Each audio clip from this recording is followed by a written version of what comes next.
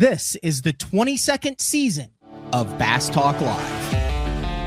BTL is presented by Bass Cat Boats, Strike King Lures, AFTCO, Pro Guide Batteries, Spro, Gamakatsu, The Bass Tank, Beatdown Outdoors, and Sunline.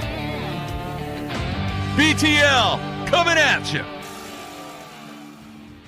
Good morning and welcome to another exciting edition of BTL Bass Talk Live, where we are going to talk about bass fishing. I have one of those rare shows today. No guests. The winner of the Pro Circuit, none other than Drew Gill, who absolutely blistered everybody on the Harris chain. He had 66.4. Brody Campbell had 48.14. Is out with Jody White, two guys that I've had in studio very recently. Jody White from MLF and Drew Gill was in studio just a couple, was it last week, 2 weeks ago? I don't know. The season's already flying by. He's 2 for 2. He wins the MLF Pro Circuit on the Harris chain. 21 pounds on the first day, even on 3 bass. A limit for pedestrian limit for 19.4. On day 2, and then had a mega satchel, a 26-pound limit on day 5. We're going to dive into how he won, because it has been a while since a major event has been won on the bait that he primarily plied. I think he caught one on chatterbait, one on a minnow, and then the rest were on an umbrella rig in Florida, sub 50-degree weather. So very interesting tournament. Not to be upstaged by Hank Cherry, who is a former Bassmaster Classic champion on Lake Guntersville in the first no FFS tournament of the new split format era of the Elite Series. Hank Cherry, 88.11, starts out with the pedestrian 16.3, then goes 22.11, 22.2, 27.11 for 88.11 for the win. And he did it on an old school bait that has been a part of a lot of guys' arsenals. I cannot find in the past 20 years, and I've been, what time is it now? It's 8:34 on February 9th, 2026 Central Time. And correct me if I'm wrong on this, but I cannot find in the past 20 years a major top level tournament in either Bass or MLF where just a straight grub was the primary winning bait. I know he caught some on a jerk bait and a couple other offerings, but to watch him slow reel that grub over the top of the grass to the tune of 27.11 and get another Elite Series win. He's won some, I think, all-star events there. And then obviously the back-to-back classics. A lot of veteran Elite Series and MLF anglers in my inbox and texting me talking about the average age of the top 10 in the Bassmaster Elite Series tournament there. Stetson, yeah, you consider him like a veteran there, but Jamie Hartman, Welcher, it's interesting. Like a lot of the sub 20 outside of Trey McKinney, you had a lot of power fishermen that did good here as expected. We saw a lot of going back to like that classic, the classic that Hank won on Guntersville there. A lot of the traditional red baits, the rattle traps, the chatter baits, kind of fishing on that grass, and then a lot of the have and the have-nots. What's very interesting to me is going to be how the quote-unquote scopers, as they head to Lake Martin this week, which is why you can't have a Elite Series winner on to, or Hank on to talk about this, as they're back on the water already for a forward-facing sonar event on Lake Martin, which will primarily probably be a spotted bass fishery. There are some good largemouth in there too. It'll be interesting to see what Steve Kennedy does. There's a lot of guys. You could throw a Logan Parks, a Tucker Smith, You could throw a lot of guys in that mix that have familiarity on Lake Martin. Steve Kennedy, obviously, he got on stage and literally talked only about Lake Martin, even though they were on Lake Guntersville. But if you look at the bottom of those standings, and Emil Wagner in 97th, Austin Cranford getting his feet under him in 93rd, he's got to be excited about that. And Austin Felix, a Justin Hamner, a Robert G, a Tucker Smith. Will Davis Jr. I mean, he can do whatever. Koya, Jay Shakurit, Pake South, Logan Parks, Fisher Anaya. I mean, we're only up to 65th there. So there are a lot of storylines that kind of, for a guy who does a show and talks about it, that it's going to be cool to see how that unfolds. Then the third thing, and if you saw the title for this show that we're going to get into today, is the rise of the blind minnow.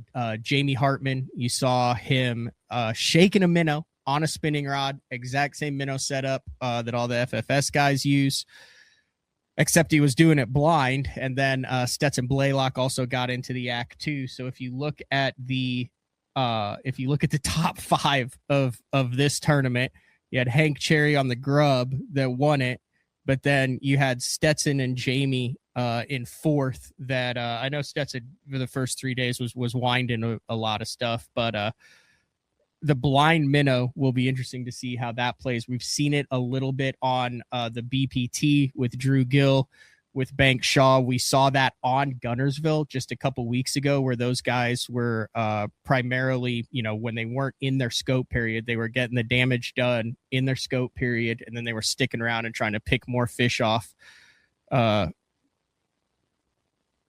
in the 2 periods that they didn't have with the blind minnow. So I was talking to Jody White this morning, and I can't remember exactly what. I was on the phone with him, but he said Bank Shaw already has a term for, fishing the minnow without forward-facing sonar.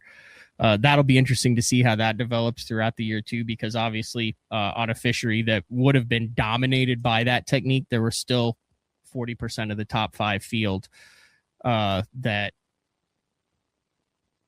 cash Stetson Blaylock $35,000 on it. All right, here's what we're going to do on today's show.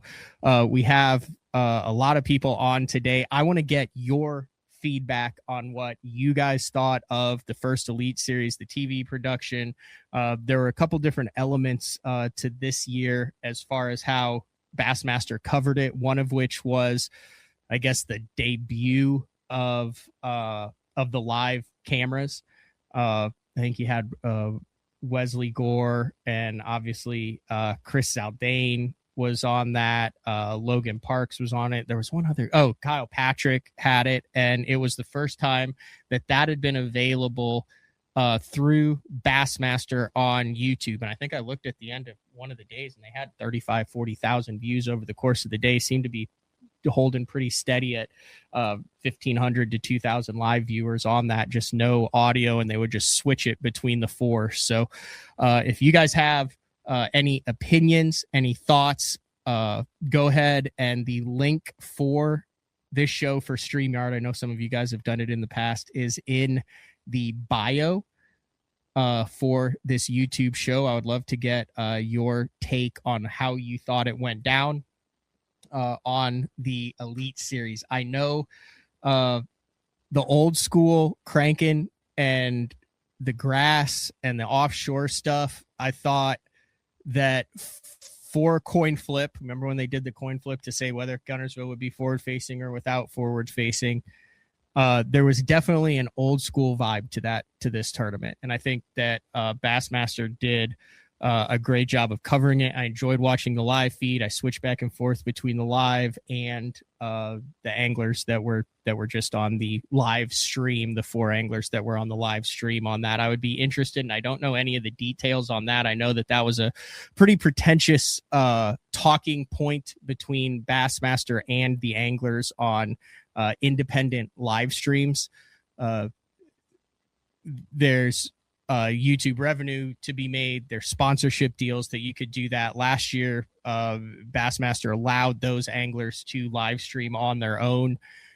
They did not allow that this year, but they still allowed them to live stream, but it was on the Bassmaster platform. So I would be interested to know behind the scenes, and it's not my job. Like, I mean, I guess it doesn't matter to me whether I know that, but was there like a deal cut between those anglers that had the quality live streams as far as how much time each one was on? Is there some sort of revenue share for the ad dollars that brought in for Bassmaster for those anglers? I mean, I'd heard a rumor that Kyle Patrick was out 5 figures in kind of getting his setup. I was talking to Matt Steffen, and he saw him at the DTF team series down in Florida a couple weeks ago, and he said it looked like, like a NASA setup in the back compartments of his boat between everything that was talking to each other. He kind of did a whole walkthrough on how he set it up. I know the Zaldanes have gone through a lot of time and money and practice to get their live stream dialed in. Same with Logan Parks.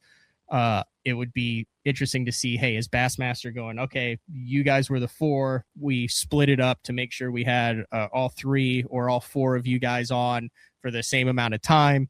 Here's the ad revenue we brought in. Thank you for increasing the value, the viewership to our brand.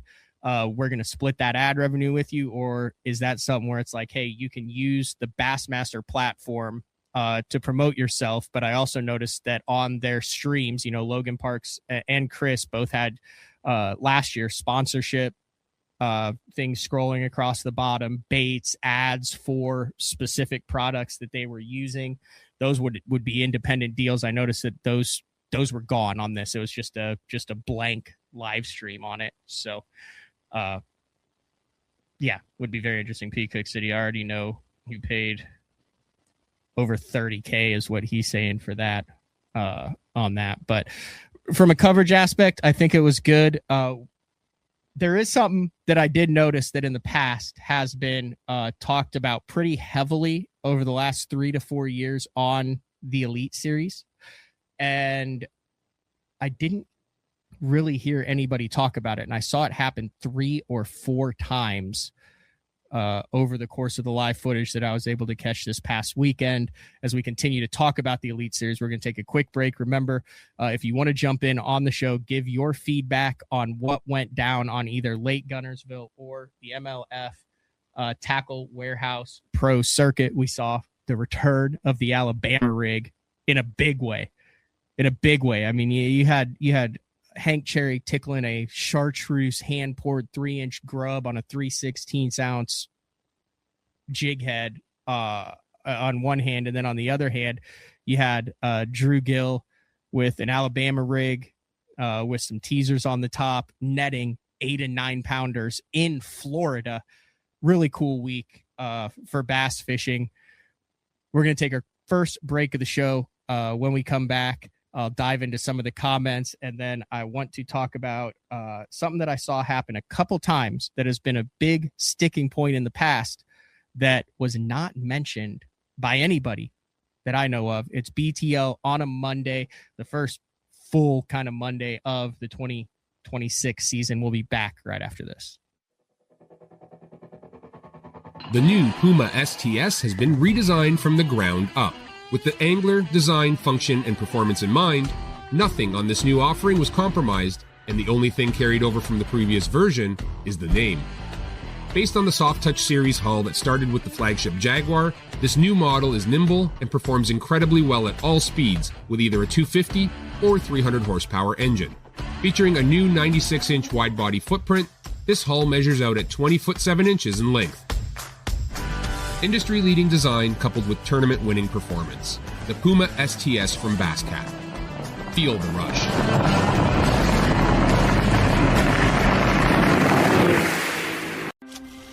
Before there were hashtags, there were handshakes and shared stories. They gave us confidence to make our first cast, to chase our dreams. They taught us to fish, and in the process, taught us about life. They taught us that success isn't just about reaching the top. It's about lifting others up. The future isn't just about selling tackle. It's about 3 simple words.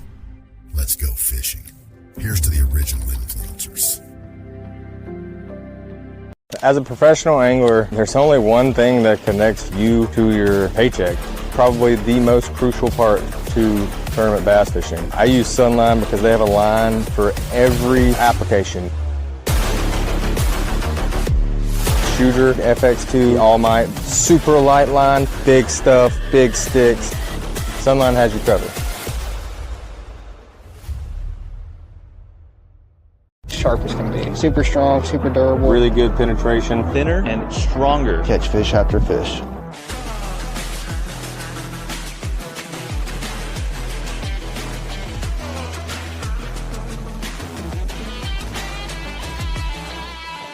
I want to make sure that I'm using the best stuff possible. World's finest hook. World's finest hook. Gamakatsu. World's finest hook.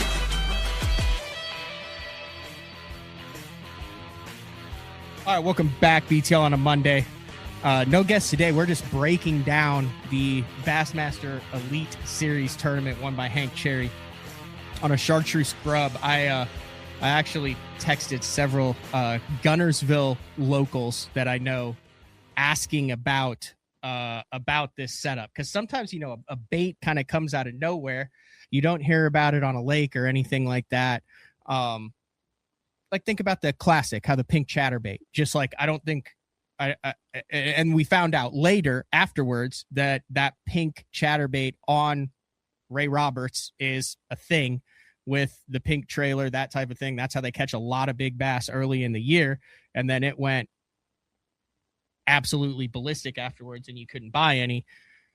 So I was curious, like, is this grub a thing on Lake Guntersville, like kind of recently? And I said, I texted one of these guys who lives there, and I said, is that grub a Gville secret, or did Hank just kind of pull that out of thin air? And the response was out of thin air. I thought it was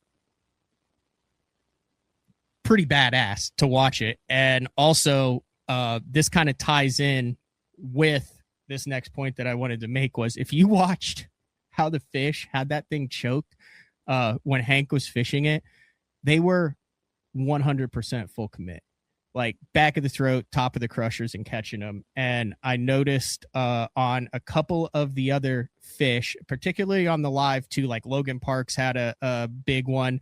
I know that Austin Cranford had one that he said that he caught like that. It wasn't obviously on camera because he had a rough derb in the first one. He'll make it back in the next one here with the forward facing. But a lot of outside the mouth fish that were hooked like in the tail or in the dorsal fin or in the pectoral fin or in the side of the face. And one of the big things over the last couple of years with the forward facing sonar and the jerk baits has been, hey, there's been a section of the population or section of the guys that were saying, hey, you know, these fish are getting snagged, or you're taking the bait down to the fish and hooking them outside. And it should be have to have a hook inside the mouth for that fish to count. I know they've changed it a little bit with the sight fishing rules over the years, but I mean, that just happens in cold water a lot. And I can think of a lot of instances where big fish were hooked outside of the mouth at all. Like I know there's a 411 or 412 that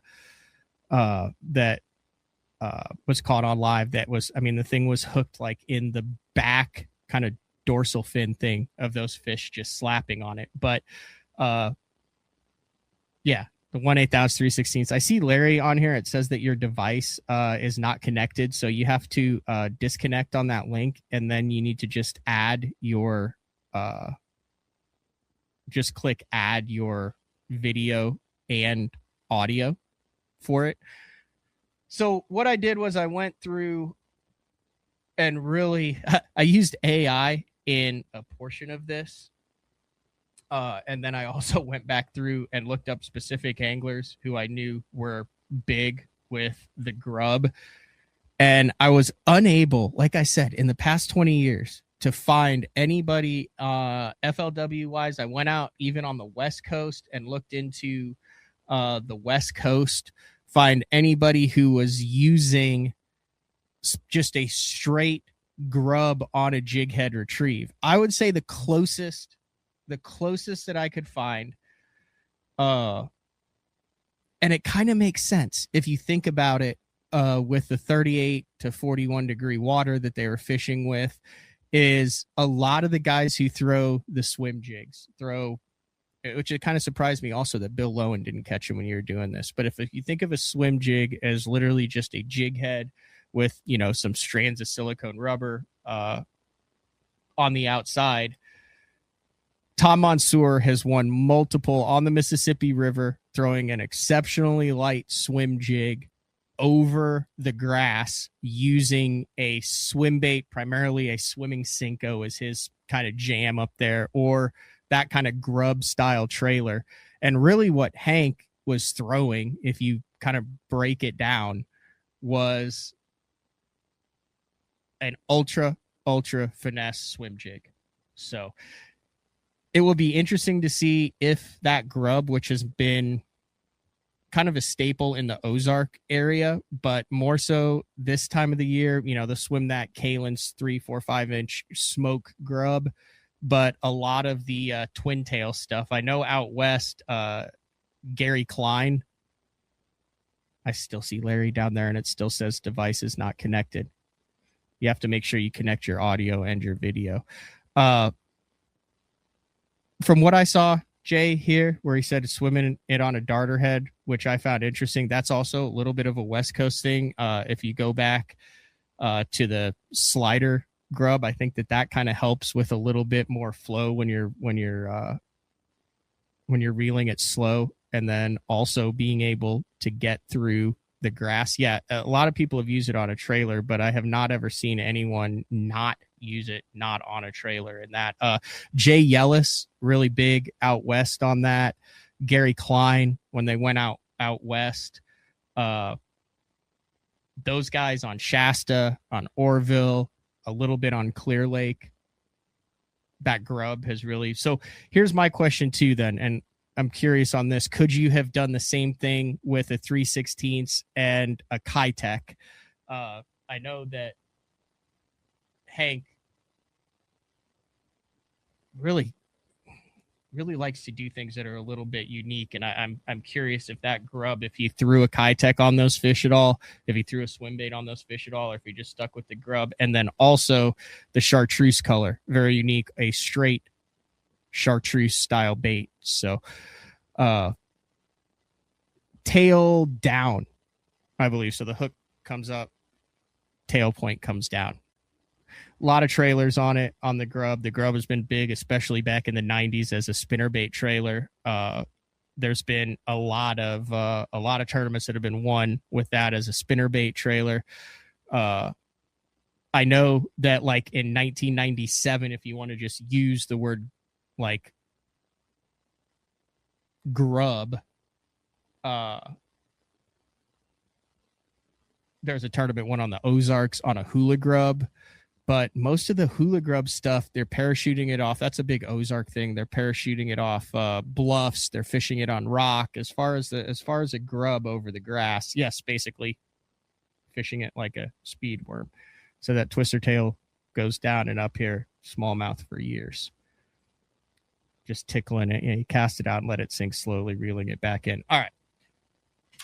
We're going to switch gears and talk about Drew Gill's crazy win on the MLF over on, and I see people trying to log on the bottom here. Click on the link in the bio of the YouTube and then enable your audio and video. If you want to jump on, give your opinion on either the Bassmaster Elite Series or the MLF Tackle Warehouse Pro Circuit that just took place down on the Harris Chain of Lakes. This one was an absolutely wild tournament to finish in the top 50, to make the cut in this event. So the way that they went back to it was the top 50 make the cut after 2 days total weight, and it's the one period of live scoping. MLF went back to kind of, I guess, standardize it across all the platforms, BFLs, Toyotas, Invitationals. You get a scoping period. And when Drew was sitting across from me, one of the interesting things that he talked about was how the shorter the time you have to scope. I don't know if he talked about this publicly. I'm going to say it.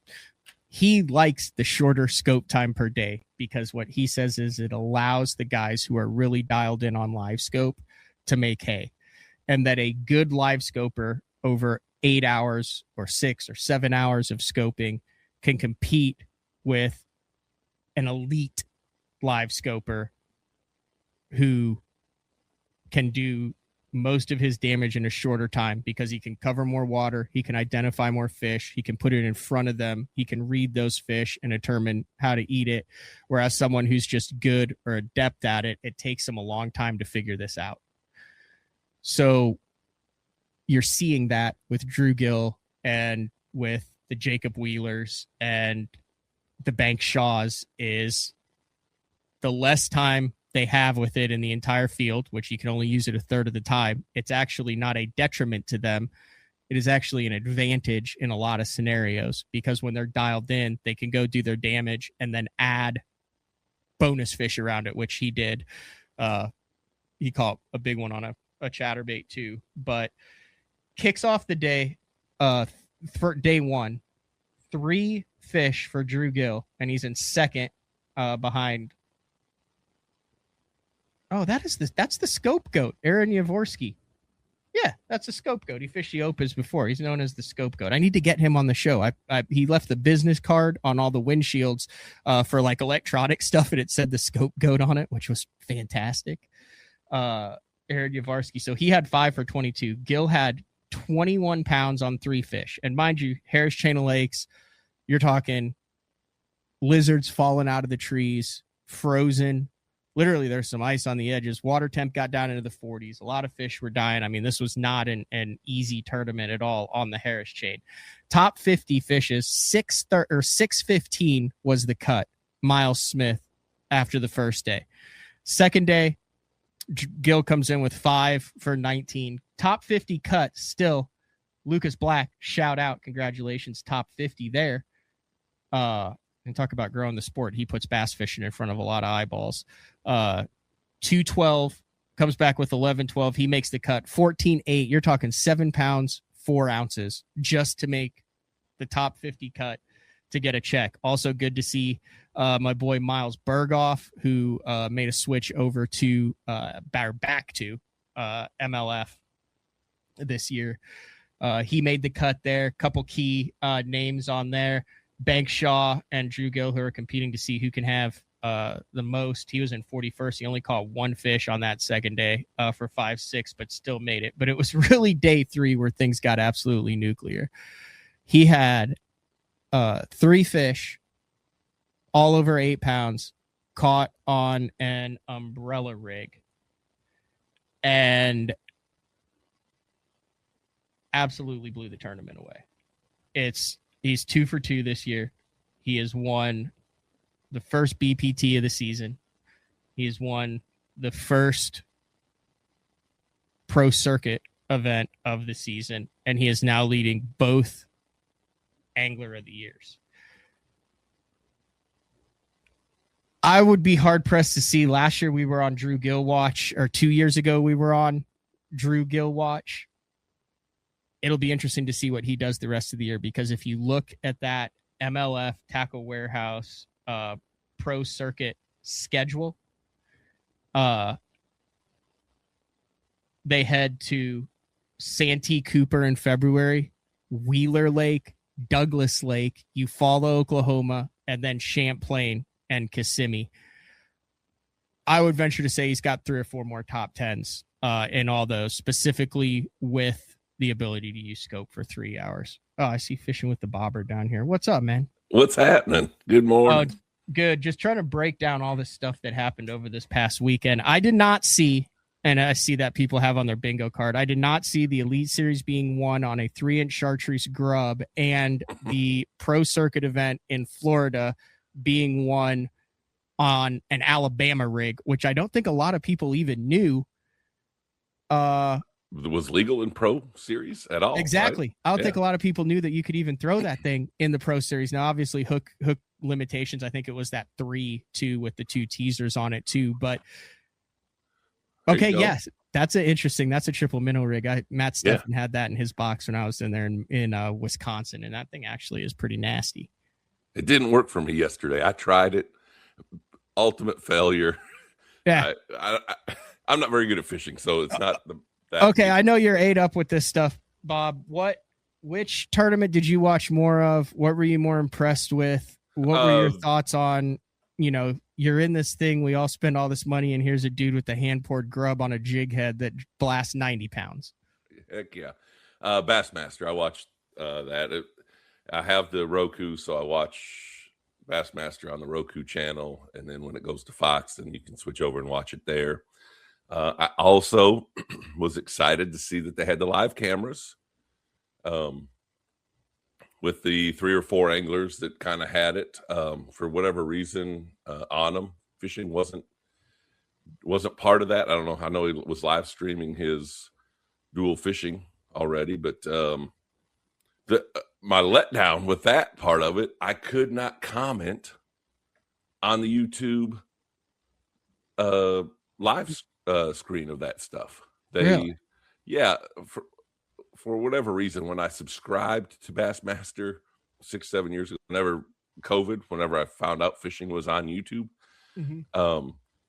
evidently I subscribed via one of their videos that was made for kids, and that didn't let me comment on their live stream. So to fix it, I was like, I'll unsubscribe, resubscribe, and then I'll be able to comment. And once I did that, it says you're not able to comment until you've been a subscriber for more than 7 days. And so there you go. So missed out the whole weekend on comments. But it was interesting though. Were you aware that Bassmaster had a link on their website to where if you wanted to watch, and I didn't know this till after the event, but apparently, and I wish this was the one kind of hiccup that I had with it. And I understand some of the anglers' frustrations. I also understand Bassmaster's side of this. I'm kind of in the middle here, but now I also see like, maybe I should be, live streaming the opens. Yes, you should be. Did you know that you could watch, like if you just wanted to watch Chris, if you just wanted to watch, did you know that was available on the Bassmaster link? Because I didn't. So I would be like watching Chris or watching Kyle Patrick or watching, and then boom, they would switch for an hour, and I'd be like, dang, I wanted to keep watching so-and-so. Right. They had mentioned it on the show that you could go to their website, and it was through their website based there. And you could choose which one you wanted to. I didn't. I just stayed on the YouTube channel and kind of watched whatever they were cycling through, and then kept the Roku or Fox Sports going. But I wish they, I don't know, had announced it a little bit better coming into it so that folks knew that this was going to be an option. I guess we know now going forward that we're going to be able to use their website a little bit more. But they did a lot more social media posts at the team meetings and asking funny questions and stuff. So that is picking up for sure. I thought that the kind of main feed, I thought that they showed more fishing than they did at the beginning of last year, I believe. I know last year people were like, hey, less ads, more fishing. And to me, it seemed like there was more fishing on this year than there was last year for bigger chunks. Did you get that feeling too? Yes, for sure. I did. Last year, it seemed like every time you blinked, a new commercial was coming on. And this year, I felt like we were having long stretches of fishing and watching it. I think the live commenting, and having other, like kind of on your show where there can be other conversations going on, really adds value to the live stream.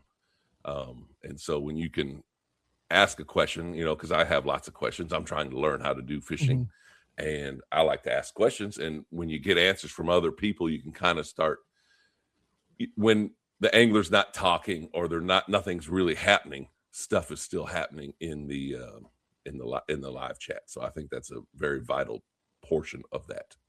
I do too. Everyone's talking about how like the grubs are sold out, like the 3-inch grubs. There are still 3-inch grubs in stock at Omnia right there. And that's that Kalen's Lunker grub. Like when it comes to premium grubs, something I never thought I would be saying on BTL following a tournament on Guntersville. And there's some stock of the 5-inch too in some of them. But have you ever thrown just a straight grub before? I have smallmouth fishing when I'm wet wading up in Wisconsin. Just put that on a little jig head and let it bounce down through a river, and actually caught my PB smallmouth on it. Yeah, Ben just jumped in. He said tournaments get one on new tools the fish haven't seen all the time, i.e. the koiki, the jig head minnow. Chatterbait plopper to win on a bait that's been around 50 plus years is remarkable. But like I said, if you break it down, and I mean the grub was not on my radar at all. Like, I mean, not at all on this, but in hindsight, knowing what went down, it's easy to kind of break it down. And if you look at it, it is the perfect mixture of a finesse swim bait. It's got that profile. And remember when the Kitex came out, golly, you couldn't get a pack of those things, or just that fat swing impact, just that little. And it's got that tight little ripple action. So you're not talking about a big side to side, that tight little ripple action, which was also one of the cool things that I said, just watching live, you pick up a lot of tidbits. Yeah. Zaldane was talking about throwing a hollow body or a swim bait with a tight wiggle when the water was really cold on Guntersville, and he was mentioning that on his live and stuff. So then if you take that, combine it with the grub, instead of having that big wobble, you've just got that little bitty tail like that. Take into effective how much money has been won on a swim jig between Brian Schmidt and Tom Monsoor and Bill Lowen over grass in the spring. Then take into account how much pressure Lake Guntersville gets and has gotten between the BPT, the fact that it's the early spring, the Elite Series on there. There's always 200 boats on it. Then add in the massive cold front that froze half of the lake, which makes those fish even more lethargic. And the grub like matches all of those things without forward-facing sonar and the ability to get out and shake a minnow offshore. The grub matches all those things to be like the perfect bait to get a subtle feeding bite. And it was a feeding bite. Like all the other guys had stuff stuck on the outside of their faces and they were missing fish. And you talked about guys saying, hey, I went like 7 for 15 today and they're really getting it funny and it's mushy and they're not feeling it. Dude, Hank would reel into one of those fish on that 10-pound test, and that thing would be 5 inches back in the fish's throat. Yeah. I mean, they were fully committed to the grub. It was like the bait. Was it the color? Was it the shimmy? Was it the location? I don't know. If the cold front doesn't come in, what do you think the weights, if it was just normal, 70s? I think you have a lot more of the bigger swim baits in the drains and areas where they're traditional. And I think we saw Brandon Card make it work a little bit. We saw Stetson make it work a little bit, but I think those shallow kind of dead pad stems with the chatterbait and that kind of I think you see a lot more of those early pre-spawn fish that get up there that caught winding instead of, I think there are a lot of guys that tried to force that and made it happen. And it didn't happen. Yeah, it was exciting listening to Hank talk about it, that, every fisherman my age, and I'm still kind of new to fishing, but has had, I mean, that's pretty much what you started with, right? A grub tail. Mm-hmm. And that's what you were learning on if you weren't fishing with like an actual earthworm or something. But yeah, it's super exciting to listen to him say, man, at one point I saw the fish were bubbling over in the grass. And I told my cameraman, watch this. And I just slinged it over there. And as soon as it hits the water, the line just tightens up and it was on. Yeah.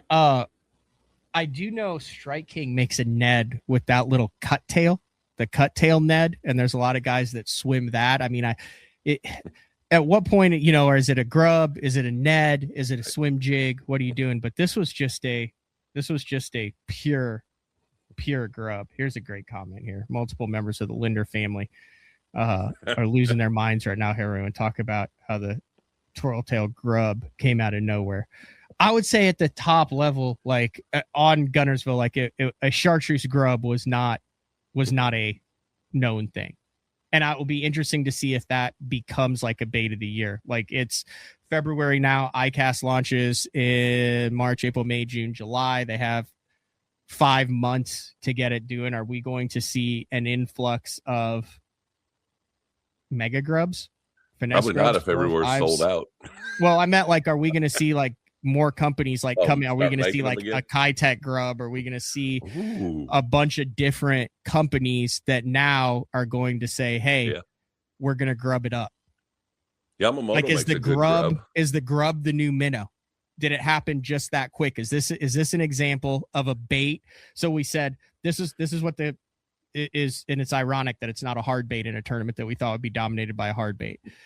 It's ironic because a whole new category of baits that's one of the oldest category baits in the history of bass fishing and fishing in general is now a new bait, and is the fact that it wasn't forward facing, where this thing 99% would have been one on a minnow and a jerk bait, going to bring forth the age of the grub, which was kind of the goal in getting rid of the forward facing stuff. You have guys that are like, hey, we need to have these baits back when you win that everything's sold out on. Great. Just when I'm starting to get into this, trying to figure out how to shake a minnow. But I also say this, you're still selling plastics with the minnow. Drew Gill's minnow sold out everywhere because it happened to drop the same day that he won the BPT, that big bite minnow. So, I mean, you're still selling product with the minnow and stuff. Big bite. There you go. I did not know that Kitech already has a flapper grub. I see Mark down there. We're going to take a break and then we'll get back to Mark there. But thank you. Interesting. Did you watch the MLF stuff at all? Like, are you it's been a while since the Alabama rig has played, or a multi. No, I am a fan of the Alabama rig. I wish they would allow it more. I don't know. I don't think it's that big of a unfair advantage. People in Sam Rayburn, like all those tournaments that do allow it, isn't dominated by that anymore. So I don't know. I wish they would allow it and catch more fish. And it was definitely different. I never thought I would see the day. I never thought I'd see the day. Just take it back 12 months to the day here. I never thought I'd see the day where simultaneously you had a Bassmaster Elite that was going on where they couldn't use forward-facing sonar. That was being won on a 3-inch chartreuse grub on one of the best lakes in the country, hollow ground, Lake Guntersville, the jewel of the TVA. While simultaneously, you had a 22-year-old winning a tour-level event in Florida, netting 8-pounders on an Alabama rig that he live-scoped. It's a little bit of a juxtaposition there. That's exciting. Fishing is exciting. The more positive vibes we can send out there, the better we'll move in the right direction. And I mean, we can all hate, but let's spread love and joy of this sport that we all like. Totally agree. I know you've got a new show that you started where you just talk to guys about their most important fish catch. I was on it. If you guys want a little bit more content, you can head over. Is it Fishing with the Bobber? FWT Bobber, I think, is the actual. But FWT Bobber. Check it out. And then also, you're still doing the dew reviews. Oh yeah. Of course, we got all the new dews that are just starting. The Mountain Duo. The Mountain Duo. Yes, sir. There you go. All right. Thanks for jumping on. See ya. All right. See ya. All right. Now let's get to Mark. What's up, Mark? How are you doing? Can you hear me? Do you have audio? No? Mark can't hear me. We're going to take a break. Oh, let's see if we can do it now. How about now? Yeah, I should be good. All right. Mark, you said blind minnows? ? What's up, man? Where are you located? You got a lot going on. This is Bass Talk Live, but you also have guitars. It looks like bass guitars in the background, so maybe it could be Bass Talk. You've got the Scope and Hope hat on. Hold on. Sorry. I got a delay going on here. Oh, okay. I don't know if it's on my end. How about jump out and then jump back in with that All right. audio, and then I'll get you on. I'm going to take a quick break. Final break of the show. It's a viewer feedback show. If you want to jump on, give your thoughts on the Bassmaster Elite Series or the MLF tournament that Drew Gill blew out of the water. Link for StreamYard is in the bio for the show. We'll be back right after this. At Beat Down Outdoors, we know you depend on your gear to hold up in any condition. We built for that. We test for that. In fact, we pride ourselves in that.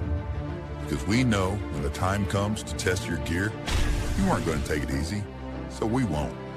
We build premium, made-in-the-USA products that you can rely on in the moments when your equipment should be the last thing on your mind. All right, we're back. Now let's try to get Mark. We got audio now, Mark. We should be good. All right, what's up? Where are you located? I am in Pennsylvania, actually. All right, so you're still frozen. Oh, we are 10 inches of ice in. Yeah, no open water anywhere. All right, your thoughts, opinions on what went down this past week? Yeah, I mean, I was a little surprised on a few things. So I want to talk about the blind minnows, right? Okay. So, yeah, let's dive into that because that was the third thing that I had on here. We've done the gill, we've done the umbrella rig, we've done the grub, and we've mentioned the blind minnow, but let's dive into that. And I don't would you agree? I don't think it was shocking that someone caught him blind minnowing. Not at all. It shocked me who it was. 100% agree. I did not see Jamie Hartman as the lead charge for the no forward facing sonar minnow guy. So, I mean, from what I watched, I saw Stetson, Jamie, and I know Gussie was doing it as well. Gussie was more doing his what he did when he won the classic, which was kind of using his 2D electronics and then moping with the bait just above the bottom over it instead of the cast with the aggressive shake. Do you know of any others that were actually doing it? I do not, but it also surprises me at how many fish Jamie caught, especially on day 3 and even on day 4, and how many hardcore quote unquote minnowers there are in that field that were unable to find that bite. I mean, Jamie was talking about the birds. You could see where he was located was a popular area like that. But I would have seen a Tucker and a Meal and Easton Fothergill, even a Tristan McCormick who turned, and maybe they did, and it just didn't work for him too. But I'm wondering if Jamie, he's been around, he's been there, he's done that. I wonder if the no scope didn't spin him out enough to where maybe that was in. I talked to some of the younger guys, and I know that in the back of their heads, the fact that there was a crazy good minnow bite and all they had to do was turn on that forward facing transducer, and they're up there slinging a trap going, why can't I get bit? Why can't I get bit? And they know that they're 25 pounds within, 1,000 yards of them, maybe messed with a few of the heads. From the guys that I talked to, I said, and they're like, oh yeah. They're like, it makes you push a lot more. And then you go through moments where you're like mad because you're like, well, I know how to catch him. I just can't catch him. It's different because it's hard to compare stick and ball sports to fishing, but it'd be like if you told, Steph Curry, hey, you can't shoot threes. You have to take it to the rack every single time you try to score for a game. Like you're going to score. There's going to be games where he scores, but he's not nearly as effective because you're taking away a part of his major game. No disrespect to Bass or the anglers.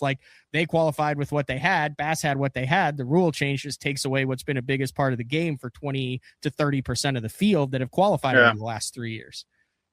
Yeah.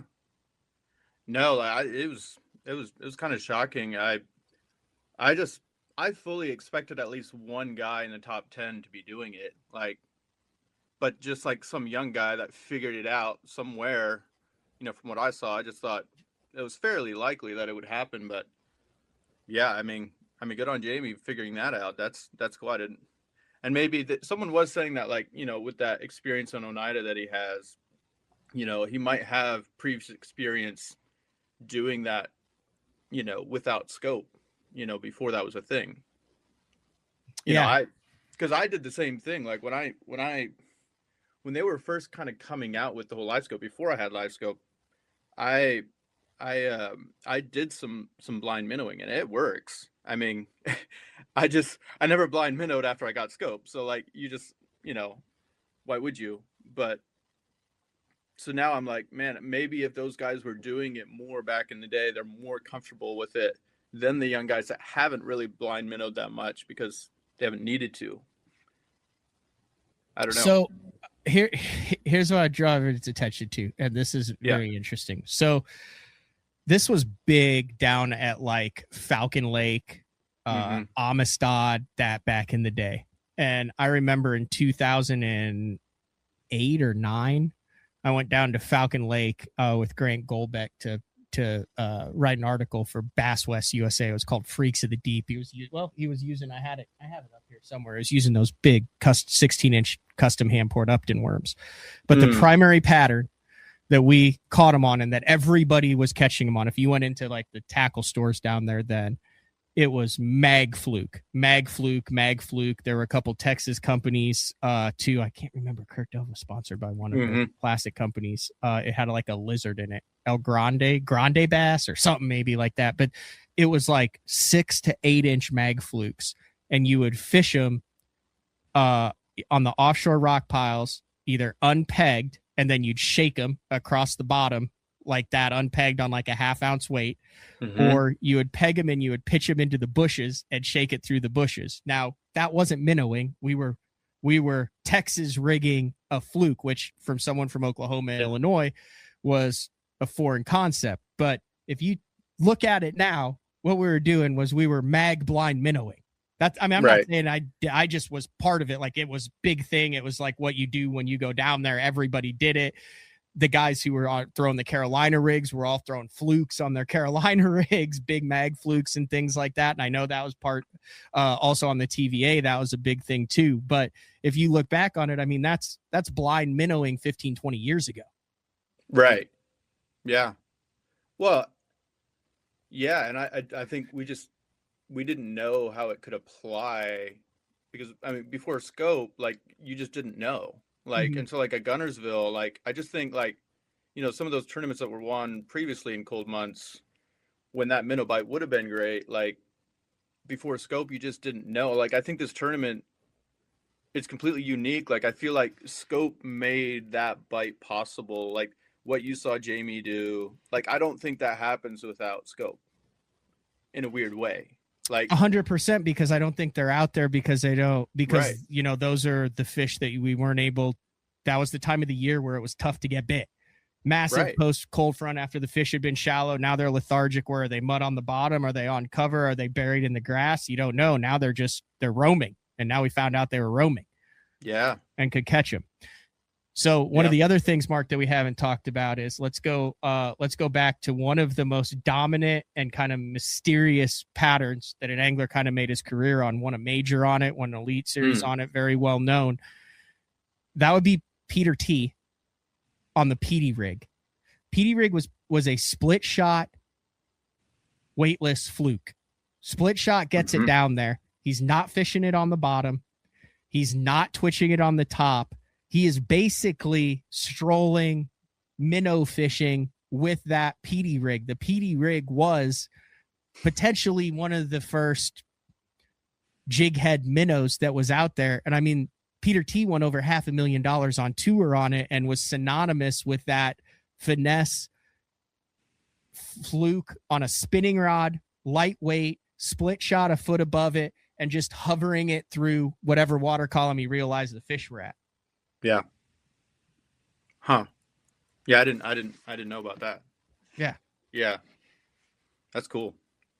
So, did you feel, I mean, you have Scope and Hope. I know that you use Livescope, all that. Did you feel any different watching Jamie Hart and watching Stetson Blaylock minnow fish without forward facing? Did you feel like it was a more fulfilling viewing experience? I actually took a picture on the first morning when, like, it was like, I don't know, 10 degrees or something, whatever it was. And everyone's like freezing.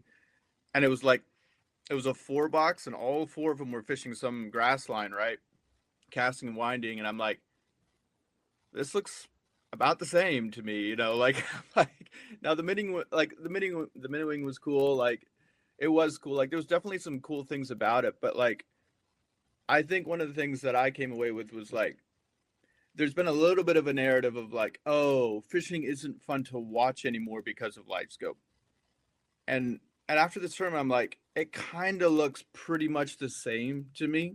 Like, in this tournament, now it's not going to look the same in like some of these shallow water derbies, you know, on the river. We'll see next week. They're on Lake Martin. Right. But I'm like, I mean, you look at this 4-box and it's like, all I see is water. All I see is the guy's back. I mean, he's making more casts. Is that better? Like, you know what I'm saying? So I'm like, okay, yes, it's fishing, and that's, you know, I'm there to learn, but I like visually, I wasn't struck by like, oh, this is just so much more captivating, and they're also not talking because it's really cold. And so it was less engaging in that way. And maybe that first morning was tough. I get that. Like, everyone's freezing, and who wants to, be nice and bright and chirpy, when it's a brisk 15 degrees, whatever it is, and so I get it. But like, yeah, I wasn't struck by like it being, better to watch. As far as like more fulfilling, like, oh wow, they really did something. I think it was cool. I mean, obviously I'm not against it with considering what I'm, wearing here. I'm all for the scope, but I mean, I've also won most of everything that I've won on without scope. So I think I only have done well once, and that was at Champlain on scope. Yeah. One of the things that I will 100% fully admit is particularly on a grass lake. Yeah. If you are not a TVA guy, if you didn't grow up around submergent, emergent, topped out, dead, dying, frozen, whatever grass, especially on a lake like Guntersville, where they live around the grass, the bite's going to be around the grass. It is really difficult to compete against the guys who understand it. Just take a look at what Brian Schmidt's done. Take a look at what these guys have done on the TVA fisheries with grass. And for the last 3 or 4 years, I will say, from covering this, that the early season Livescope tournaments on predominant grass fisheries is very good at hiding deficiencies in that skill set. Yeah. It's right out here. There's a lake. There's Lake Kanawha. It's no secret. They've been having winter tournaments on Kanawha in Oklahoma for 30 years, since way before I moved here. It is a grass lake. It is a trap lake. The old school guys went out there tickling a trap in a Carolina rig through emergent hydrilla. And when the Alabama rig came out, now all of a sudden the open water was opened up, and those guys were getting smoked by the guys with the Alabama rigs. And then when the Alabama rig went down and the forward facing came out, now it's still won some out of the grass, but it's completely changed that dynamic. Like, I can go there and compete if I chose to. I would feel like I could go there and compete. I'm not saying I haven't fished it in years, but you definitely saw the guys who understood the grass versus the guys who didn't understand the grass. And I know just from having it in the opens over the past couple of years, I can go to a fishery that I would, quote, be intimidated by in the past, because I would have to learn how to fish that grass and how to do it and say, you know what? I don't have to screw with the grass at all. Yeah. And there were a lot of guys who weren't used to that. You could tell they were screwing with the grass, and they got bit. They didn't get bit. They got bit by not doing the right stuff in the grass.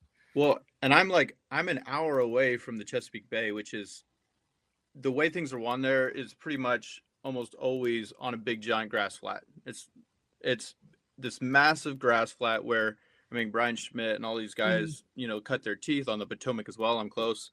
Like, grass is different. Like, and scope has changed some of these fisheries to where you can now compete without having to deal with that. But like, it's a lot. There's a lot. Like, people don't realize how good Brian Schmidt is. Like, on that. Like, it's a different skill set. Like, it really is. I have a lot of respect. Yeah. You just to say that though, you can also go the other way and say the guys that are messing with the grass should have learned the skill set of, hey, it's 100%. Not grass time. We need to go out and figure out how to do it. But anyway, that's a great conversation. Thank you for jumping on. One last thing. Yes, hit me with it. Do you think, because of the grass factor and because of time of year, and I think also just like the local advantage, like, because I would call this like, there's more knowledge on Guntersville than almost any other place. That's fair. Do you feel like this might end up being a non-scoper's biggest advantage, like playing field wise, for this year? Or do you think there's other? What I'm saying is, like, even some of these tough river fisheries aren't as known. Like, they're known, but not like Guntersville. I might be off here. Say that again. A local advantage? Not okay. So like a knowledge, like there's like an there's a couple that stick out on this to me. That Arkansas River tournament in April, assuming they're able to fish on that, and that's normal weather and water. you've got a Cranford, Blake Caps, Yeah. and a Jason Christie and a Luke Palmer in that event. That I wouldn't want any part of them in any, but that's a local advantage as far as where you can. Than what I'm talking about. I'm talking about like an experience, like a time, like a depth of knowledge about a body of water, like where like more experienced pros that have been to Guntersville 20 times have all this experience. Oh yeah, yeah, I would say you know what I'm saying. Okay, there? so we're like, gonna see that on Lake Champlain at the end of the year with correct. No Scope. Correct. That's going to be, I think, similar to Guntersville, similar. where they're going to have a noted offshore minnow bite where you know that 9 out of the top 10 we're going to be minnowing smallmouth in the inland sea or somewhere in that offshore. They're not going to be able to do that. The largemouth are coming back at Champlain. It's in August. The grass is going to play. Can someone figure out how to catch those 22-pound bag of smallmouth with no live scope? And will the guys who used to make runs to Ticonderoga and flip largemouth and Carolina rig 'em and square bill 'em and chatterbait, will that be back in play now? Yeah, I mean, you do have the smallmouth still there, and there is still structure stuff that you can fish. It's a little different than, like, to me, I would still probably rank Guntersville ahead as far as that, but it's pretty, like, that's probably the second one that's like. I agree. Yeah. That's a good question. Don't mess with Brian Schmidt on Champlain without scope. Let's just put it that way. Not at all. That's my pick. All right. Thanks, Mark. All right. Thank you, sir. All right. Let's see if we got Larry. Do we got audio and video with Larry? Hey, what's going on, Matt? What's up, Larry? Where are you located? In Buffalo, New York. Oh, you got a bunch of snow. Dude, it's -6 this morning. All right. Well, what do you got for me? Well, I'm couch fishing this winter, Matt. Okay. And what Jamie Hartman did was, in my estimation, is just simply finesse fishing. Blind minnowing to me is like over, like you would do at Champlain, over 100 feet of water. You're out there in the middle, but that was just a textbook finesse tactic that he used, and I think that's, you can say the same with Hank Cherry. I mean, he said he's finding bait balls, he'd mark them, move off, and come back through and fish them, but I think he's just finesse fishing. And that hula grub, we threw that, Wayne Morgan and I threw that hula grub on Logan Martin back in the early 90s. And I used to kick his butt on a Carolina rig with a little, but it was a Zoom. I think it was like a 5-inch worm. He called Fat Albert. Well, he threw a Fat Albert, but I was throwing a little finesse worm. He called it the nuclear worm because it was that chartreuse pepper. He'd never seen it before. And on Logan Martin, I used to kill him with that thing, but he was throwing a Fat Albert back then, and that was early 90s. In your opinion, do you think that the chartreuse pepper baits are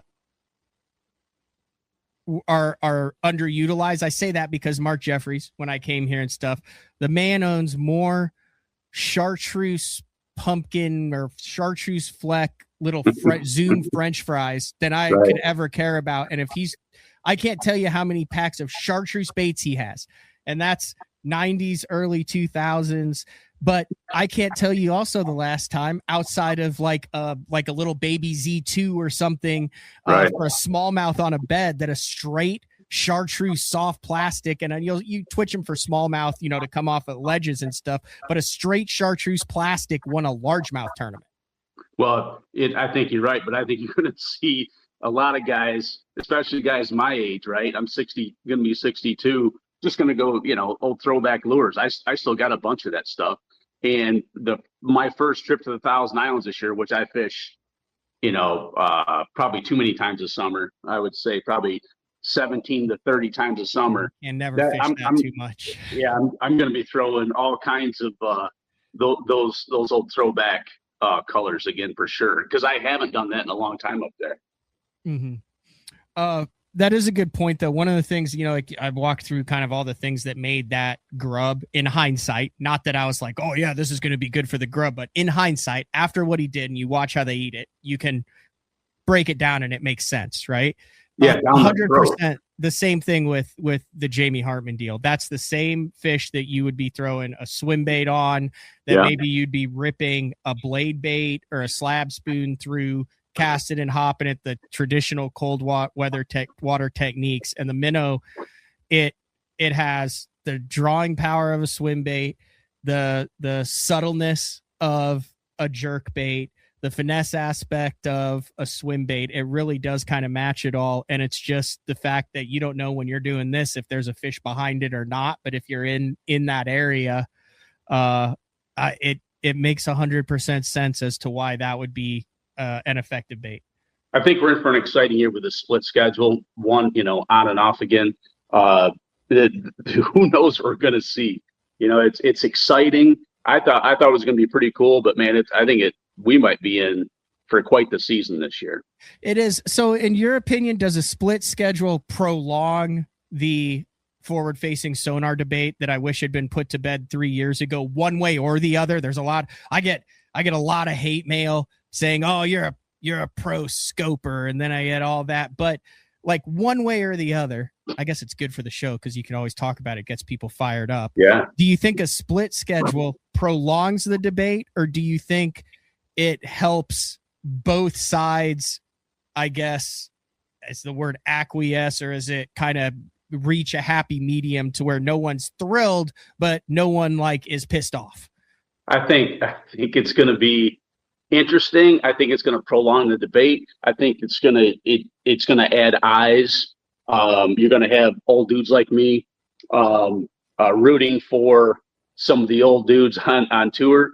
I think the young guys are gonna crunch them, of course, during the scope events, and it's maybe we're getting to the point where we're going to get us versus them even more, and just what our country needs, right? More of us versus them.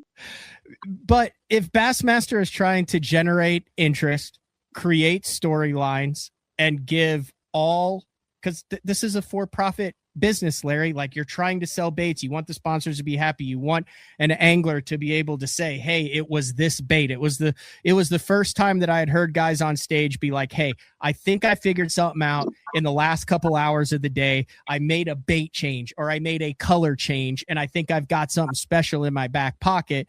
But if you're looking at the tournaments, when was the last time that a tournament was won by a guy who was the only guy throwing that bait? That used to happen 2 or 3 times a year. I can't think in the last 5 years of a tournament that was won by a guy who was throwing a bait that no one else had tied on. Yeah, I think when they went to the coin flip, I think it's going to be an amazing effect for Bassmaster, and it's going to, like I said, these upcoming tournaments are going to be really exciting because these little nuances, and man, these guys know so much, and they've got so many tricks in their pocket that, you land on the right fish, you land on the right guy, and boom, you've got a story to tell. You want to know, Larry, one of the other things, probably one of the last things that really kind of grinds my gears is we had a lot of people going, "Well, look at how crappy some of this. Look at Emil Wagner in 97th, or an Austin Felix in 88th, or a Hamner." And you can cherry pick anything. Also, you had Bill Lowen in 100th. You had Randy Howell in 99th. You had John Cox in 95th. You had Buddy Gross in 94th. Ike Anelli in 90. It wasn't, hey, look, there's no scopers in the top 10. It wasn't all the, quote, old guys caught them. There was a healthy mix of guys who were considered scopers, a.k.a. a Trey McKinney, who ended up finishing in 9th. You had the old school guys in Hank Cherry, but you had a mix all the way through the field. Guys who you thought primarily relied on it, who turned in really nice tournaments, and guys who you thought would really excel in this, who could not wait to turn off the black box, who really struggled in it. Yeah, but then again, I mean, it's fishing, right?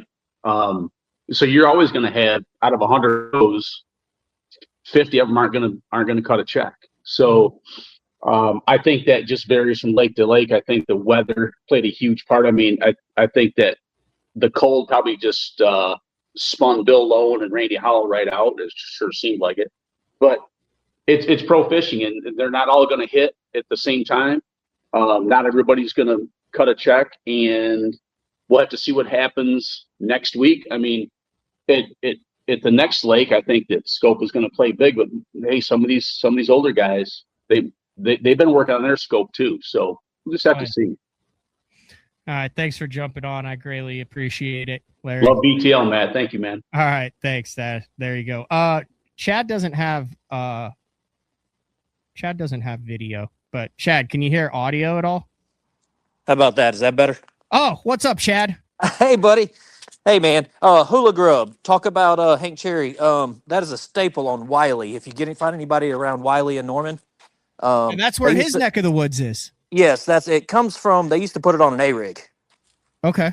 And when the A-rig came out, they would throw it's a Wiley staple for. Chad just got a text.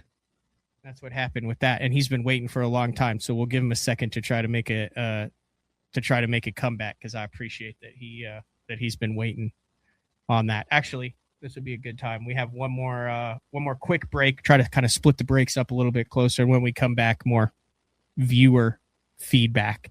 You back, Chad? Not back yet. All right, it's BTL on a Monday. We'll be back right after this. When I'm in a tournament, conditions are constantly changing and every second matters. With the Deep Dive app, I can instantly pull up all the current lake conditions all in one spot. So no more looking at weird government websites. In just one quick glance, I have water clarity, water level, wave forecast. It's all right there in the Deep Dive app. Download the Deep Dive app and get all the tools you need to put together an awesome tournament. All right, we're back, and I think Chad's back as well. But Chad doesn't have audio now. How about there? There you go. Okay. I generally put Big Dummy on my screen because I'm gonna mess up somehow on the podcast. No, it's all good. You're a Carolina guy then? I'm a Carolina guy. Dad has a boat business on Murray. My home lake would be Clark's Hill. Okay. So fished a lot of kayak trail up in the Norman Wiley area, and Dude, you got such a great neck of the woods. I always said if I was going to move somewhere, it would definitely be the Carolinas. Between all of that, and then actually went and fished Clark's Hill with Daryl Gleason, and then went to the Masters last year. It's just I love it. All my good tournament finishes are on spotted bass lakes and smallmouth lakes too. So definitely a lot of big time pros come out of there as well. Oh yeah, it's just so. There's so many different types of fishing. You can go to Santee, catch grass lakes. Murray this weekend, to get in a top 20 in the CBC on day one, you had to have right at 20 pounds. Really? So out of 140 boats. While it's not maybe a staple on Guntersville, what you're saying is, hey, he took a long-standing old school cold water technique in the Carolinas and transitioned it to Guntersville. So in your opinion, knowing Hank, where he fishes, the bodies of water he fishes, and I mean, that's like its own style, just like the barbecue sauces in the Carolinas. They're a little bit different than anywhere else in the country. Yes, sir. Same style with that. So that's a blueback Carolina technique that he took to Guntersville. What about that color? That color chartreuse is just good anywhere. Because we throw a lot of chartreuse flukes around here, so I've never seen the chartreuse grub. Now that's just not something. We got a little funny story. Me and my buddy Pastor Mike, we're fishing in a tournament, and there's this one guy that fishes our tournament trails. He always throws the grub. Well, we were on oh god, I can't remember it. One of the lakes right below Wiley, and this guy was winning, and me and him both were trying to go in our tackle boxes and find a grub, and come to find out he wasn't actually throwing a grub. He was throwing a buzzbait that day. Yeah. It's just the straight grub is wild, man. Like straight grub on a buzzbait, straight grub on a jig, grub on a spinner bait, grub on a football head. Like there's all sorts of grub techniques, but to just go straight grub to me is kind of like going to a steakhouse and then just ordering like 3 sides of Brussels sprouts. That's right. Nobody's going to do it. Just being like, just hook me up with a plate of Brussels sprouts. All I got to say is, how would you like to have that in your back pocket? No, they were crushing it and nobody else was ever going to know it. Yeah, that had to be a pretty damn good feeling. Dude, that is just know you got the sauce and nobody's going to know it. Yeah.